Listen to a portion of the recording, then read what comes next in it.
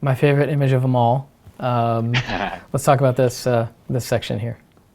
Yeah, so this is just one of the shots of the construction manager's combined models of all of the subcontractors, and you can see how many different systems all have to have interplay with each other and how much coordination goes into putting a building like this together.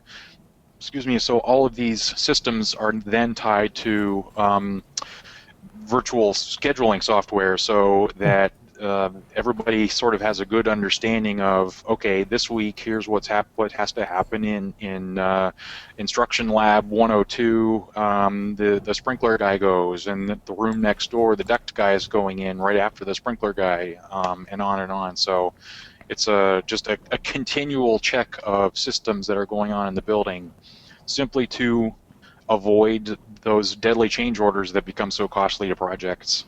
Mm-hmm.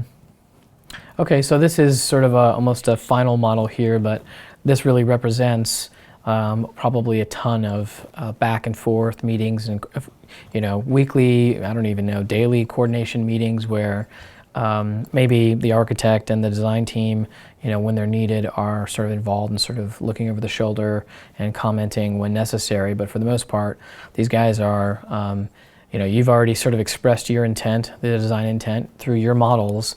And so, Right. And it's not just an architectural model, it's an architectural model, it's a structural model, it's an MEP model, and you've modeled everything down to 1.5 inches. So can you talk about the kinds of things you guys discovered through the actual construction coordination process that maybe you didn't uncover, through the design coordination process? Was there like a certain couple Sure. of categories of stuff you found?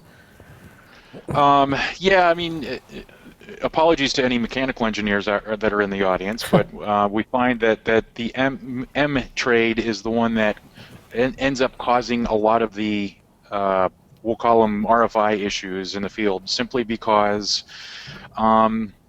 the things that we design, the equipment that we select to design to, isn't always the one that gets selected in Mm-hmm. when it comes time to procure equipment. So, we try to be as generic as possible, but maybe the air handler is a different brand, so it's a little bit different footprint. So maybe it comes out a little bit differently, so it doesn't quite line up with the shaft. Mm-hmm. And then there's a misunderstanding about, is that duct insulated? If so, I have to make the shaft a little bit bigger, and then it has to Yeah. clear all of these other systems. So that's kind of the big thing that you start to uncover as the specific information about manufacturers and construction tolerances all get layered in there on top of each other. But what it does let us find out is the ceiling might have to drop another inch or two. It doesn't really affect the space that terribly, so yeah, we can live with that. Or no, our sight lines for projection in that classroom are compromised if we lower the ceiling. Let's find another solution. Mm-hmm. Mm-hmm. Okay. That's really interesting. So just the process of buying all the stuff for this building, and wanting to buy the most efficient and the least expensive things for the building may mean that everything doesn't fit. And if it doesn't fit, then everyone's kind of got to put their heads together to figure out how to make it fit. Absolutely, it's all part of the collaboration of the between design team and construction team. So how does that actual collaboration work? Somebody from from the construction management team, they're sort of the owner of the model, and so they're the ones who are sort of negotiating all the stuff that's in the design models versus all the stuff that's in the the actual subcontractor models.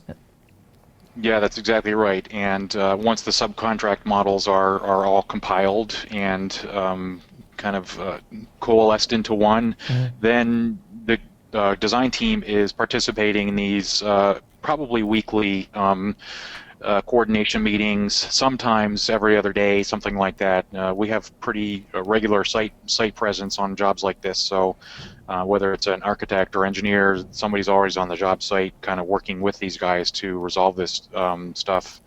before it becomes a serious problem that we have to start removing and reinstalling. And is it the same thing that you were describing in the design process where the construction manager is bringing all the models together, running clash detection in Navisworks, sending out that report to all the different subcontractors, and then the meeting is basically serves the purpose of, going through the list of all the clashes and, sorting through the, duh, I got to move that thing versus, gee guys, we got a real problem here. We need to kind of talk about how to solve this. Is that kind of the idea? Yeah, very similar. Yes. The one extra step I would say is that they've sequenced the building in a certain way to make their construction work with all of their laydown areas and crane locations. So they're looking at very specific areas of the building each day or each week in order to solve problems in that area so that they can then install them the next day or that day. So it becomes much more tied to construction sequencing and time.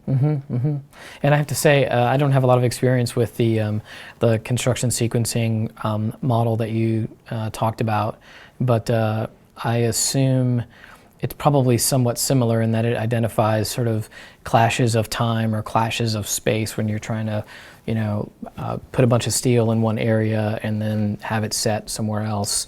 If there's a bunch of whatever, rebar in one area, but there's supposed to be a bunch of beams there, it's sort of sorting through those different conflicts of sort of space and time. Did you get any experience sort of seeing the models that they put together for sequencing?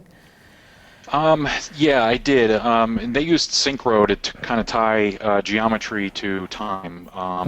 It didn't quite. It's not quite to the time to the level of sophistication that you described. It's more kind of a visual way to understand the next system to go into an area of the building or space. So. Okay. Did I spell it right? Yeah, you got it. Okay, cool. Some other pretty awesome photos here.